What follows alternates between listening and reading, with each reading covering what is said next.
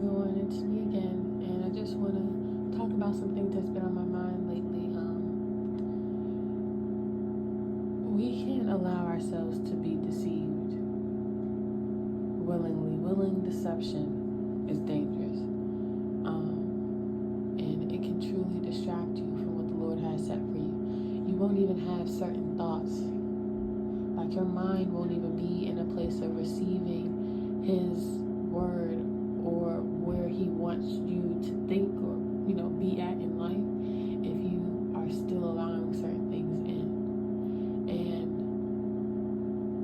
it can feel like a hard decision, but it's really not.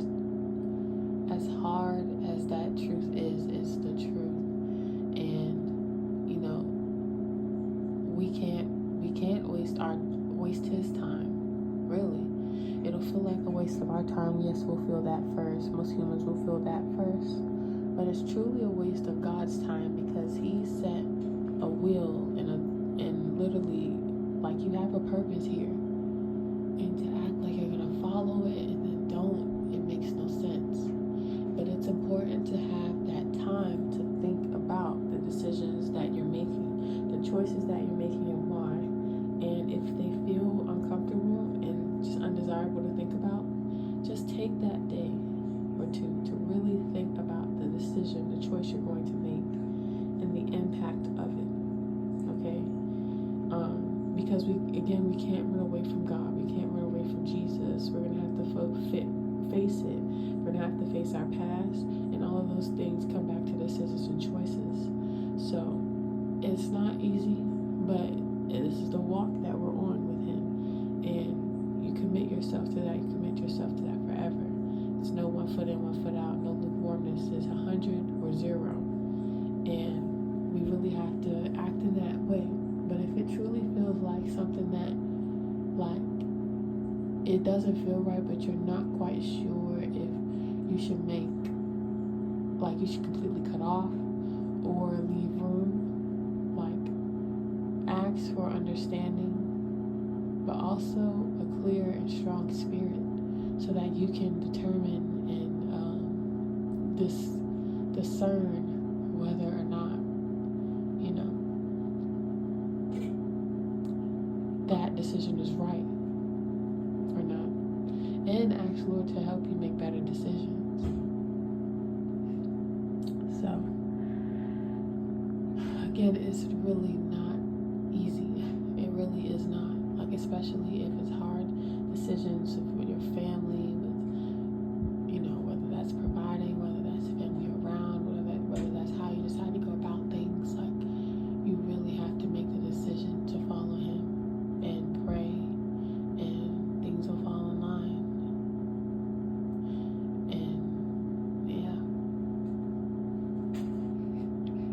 And it's not about empowerment. It's about humbling yourself, actually, to follow the Lord. Because you'll see a lot of videos. I see a lot of videos, especially like the femininity content, where it's like, feel empowered. You shouldn't want to people please. You should feel empowered to not people please, or empowered to take up space. And again, this concept of the oppressed having to feel like they need to be empowered, like God didn't come and rescue them and save them. Like, you don't need to feel empowered. You're already taken care of. You're not responsible for things like that when you rely on such a God. And that's why we have to keep Him in the forefront of our minds, because our intentions can be pure, but we can be easily deceived in that same purity, just as Adam and Eve were. So they knew right from wrong, but that in between gave them, it was enough in between, enough space for them to make a completely wrong decision. And it just goes to show how important our decisions are. And these are lessons that I think are important to incorporate in your rearing of your children, structure of your family, even if you live with other family. Like, the strength of the family unit needs to be one. And it doesn't mean, like, if the grandparents or whoever don't agree, that's their prerogative. But if they're around your children, they need to abide by those things. It's not, don't be who you are. Obviously be who you are, but don't try to push who you are onto them. especially if you know they're being raised a certain type of way, because that is very unsafe for a child to grow up in, to see two different ways of being and two different people pushing that. It's like, who do you trust? Then they've aligned themselves a bit too early, and they start making poor choices and decisions out of ignorance and innocence, and now you have a vulnerable child in hard, predicament. So these things really are important, and it's important to look at things in that manner, as painful as it may be, and it's difficult, it's really difficult. It's really difficult, but again, we have to make these choices and trust that it's for his good, and really work on the emotions and the responsibility that you may feel for making decisions and the impact it has on other people.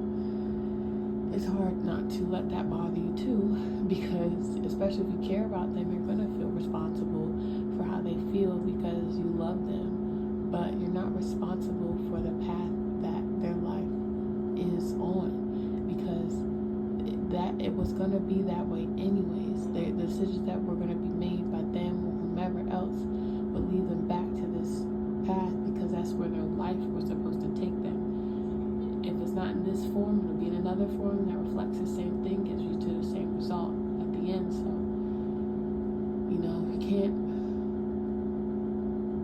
we can't be afraid to be a villain either.